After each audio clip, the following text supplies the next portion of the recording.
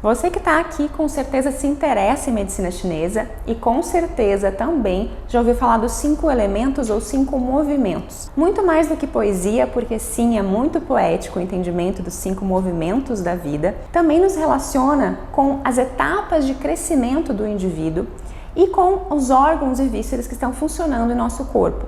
Para entender nossa saúde, harmonizar isso tudo, é fundamental que essa racionalidade médica, essa maneira de vermos o corpo humano usado pela acupuntura e pela medicina chinesa, seja adequadamente entendida. Isso que eu vou explicar aqui nesse vídeo de hoje.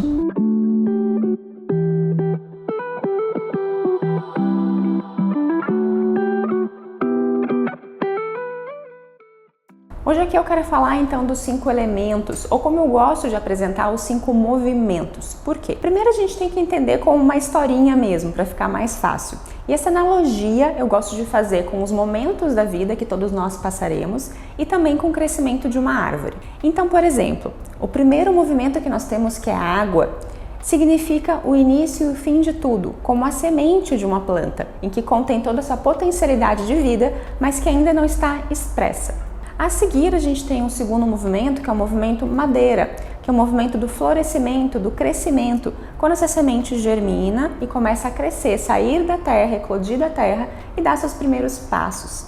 Que no nosso caso, depois da semente, do feto, da vida intraútero do elemento água, vem o nascimento e a primeira fase de crescimento da criança. A seguir, vem o movimento fogo. O movimento fogo tem relação com o ápice da vida, a expansão, a atividade máxima da vida. E corresponde ali à fase da adolescência para a vida adulta, o adulto jovem, em que a gente expande nossos horizontes, em que a gente decide o que a gente quer fazer da vida, tem relacionamentos amorosos, em que a gente se joga para o mundo. Então essa capacidade de coragem, de ser destemido, de expandir, de querer colocar, impregnar no mundo, experimentar tudo e impregnar no mundo o nosso eu, essa é a fase do fogo.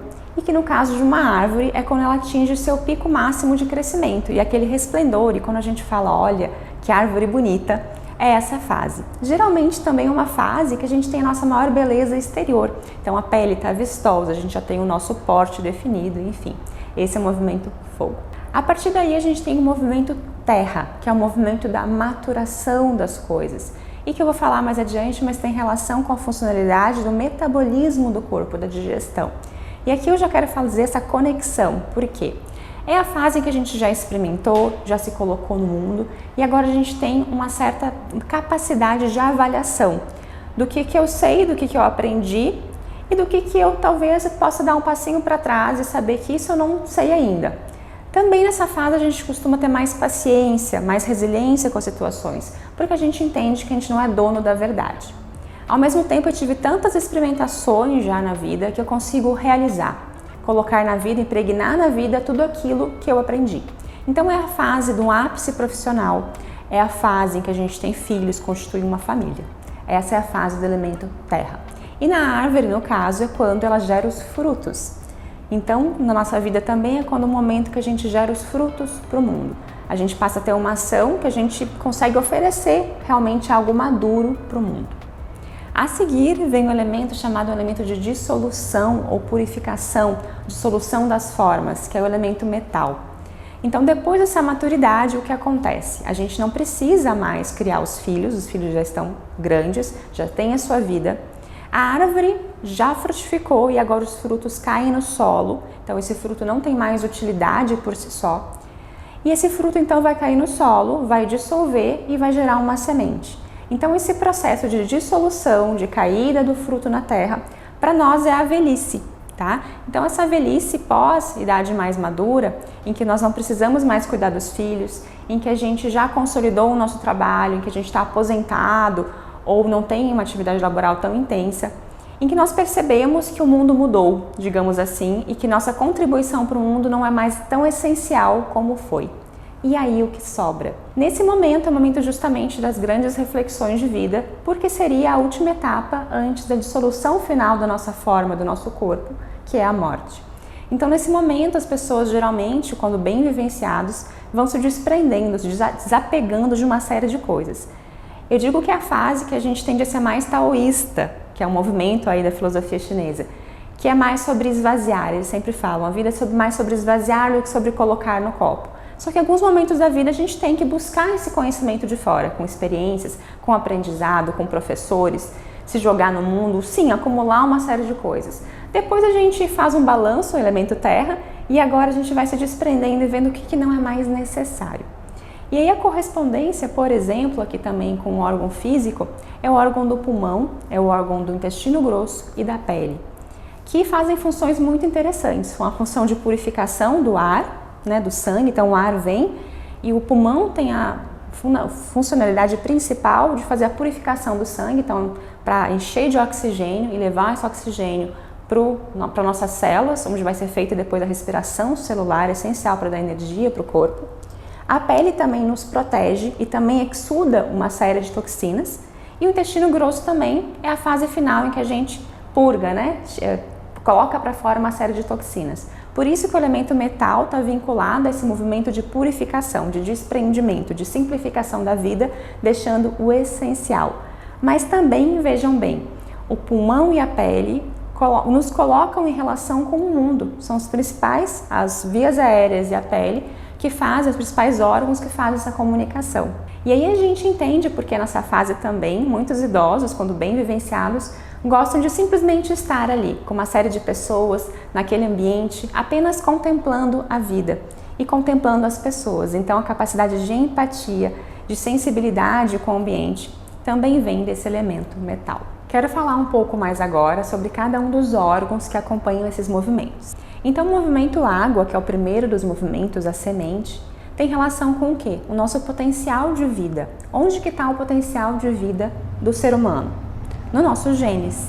Então, os órgãos reprodutivos e os genes é o que faz gerar a vida, né? Então, se nós não tivéssemos órgãos reprodutivos, não tivesse material genético, não tinha como um ser humano se reproduzir, formar a vida, né? Gerar a vida dentro do ventre. Então, os bebês não existiriam, não existiria, a espécie humana simplesmente acabaria.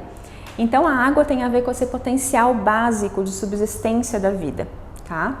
E também a partir desse DNA que vai gerar todo o resto. Então, ao mesmo tempo, não é só a capacidade de sobrevivência do ser humano, celular, orgânica, mas sim também a capacidade de todos os outros sistemas estarem saudáveis. E aí a gente fala um pouquinho aqui, já antecipando, da epigenética, que é a capacidade, então, de influenciar os outros sistemas nos genes. Então, eu preciso de outros sistemas virem, mas eles conseguem também influenciar nesse gene que está ali no movimento água, para que ele se expresse. Além disso, ele rege o rim e bexiga, que estão relacionados com a água, por isso que estão regidos por eles. Mas na medicina chinesa a gente fala também que o rim conserva toda a nossa energia, que fala de chi ancestral ou chi original. Então esse chi original é como se fosse um estoque de vitalidade. Então se todo o corpo está funcionando e daqui a pouco, por exemplo, eu tive um acidente, eu precisei fazer uma cirurgia e eu preciso de um estoque, uma reserva ali imediata de energia, de vitalidade para recompor o corpo, da onde que se pega? Desse potinho de reserva que está ali no meridiano de rim e de bexiga. A seguir a gente tem então o meridiano madeira, que está relacionado com os órgãos fígado e vesícula biliar. Mas não são só esses órgãos, é toda a funcionalidade de movimento. Eu falei aqui que é o eclodir, é o florescimento, é o crescimento. Então tudo que tem movimento no corpo é regido por esse elemento. Por exemplo, eu estou movimentando meus dedos. Então os tendões e a capacidade de mover está relacionada com o movimento madeira. As conexões neurais também estão relacionadas ao elemento madeira. Apesar da estrutura cerebral, que eu não comentei aqui, estar relacionada com o rim, e depois mais adiante eu quero fazer um vídeo só sobre cada um dos elementos, mas essa conexão neural é regida pelo elemento madeira. Além disso, a madeira também rege uma emoção chamada raiva / criatividade, porque a raiva é uma capacidade de a gente reagir perante a vida. E a criatividade também, é de com tudo que me deram, né, com os limões que me deram, eu vou fazer então uma limonada com esses limões. Então essa capacidade de criar vem desse elemento madeira e precisa estar muito bem harmonizado para que as emoções do corpo todo funcionem bem. Então o estresse também está bastante relacionado com esse meridiano. E a seguir vem o outro meridiano que é o fogo, relacionado aos órgãos coração e intestino delgado. Aqui a medicina chinesa fala que é onde está abrigada a nossa consciência. Tá? Então essa consciência que tem capacidade de discernir, de colocar as coisas em cada lugar, no lugar correto de cada coisa. E o intestino delgado é o principal local dessas trocas. em que o intestino delgado escolhe o que ele vai querer que entre no nosso corpo e o que ele não vai querer que entre. Então aí já há um simbolismo que recolhe esse órgão. Além disso, também rege a mente, então como rege a consciência, rege a mente. Então a capacidade de dormir bem, a capacidade de a gente ter tranquilidade, de controlar nossa ansiedade, o sono mesmo, então o sono que seja reparador está relacionado ao meridiano de coração. A seguir a gente tem então o movimento terra, e como eu já citei aqui, a capacidade de a gente amadurecer e do nosso metabolismo. Então eu recebo algo, então eu estou comendo, então tem a relação com o digestório, baço, pâncreas e estômago, são os meridianos relacionados com esse elemento terra. Então eu estou comendo, por exemplo, eu pego uma comida, ingiro na boca e desde a boca já está relacionado com esse meridiano do elemento terra, baço, pâncreas e estômago. Eu vou receber esse alimento e vou fazer uma série de processos químicos dentro, químicos e físicos dentro do meu digestório para transmutar aquele alimento em algo que seja útil para o meu corpo. E são múltiplos processos. Então essa capacidade madura de nós justamente metabolizarmos, transmutarmos o que a gente recebe e transformarmos em algo benéfico é a capacidade desse meridiano relacionado à terra. E se a gente quer levar como simbolismo, eu sempre levaria essa questão da transmutação e a lucidez que tem de a gente conseguir fazer essa maturidade, de a gente saber que tem uma sabedoria, a gente já tem uma sabedoria prévia, a gente pega algo de fora e faz uma mistura de tudo isso. E o último movimento que eu já citei aqui, que é relacionado ao pulmão, à pele e ao intestino grosso, tem relação com as trocas gasosas, como eu falei, tem relação com a pele, com esse sentir de um lado, de outro, e tem relação também com essa questão da empatia com os outros e com o mundo. E essas barreiras dadas pela pele e pelo sistema respiratório são essenciais para a nossa imunidade. E o que significa essa imunidade?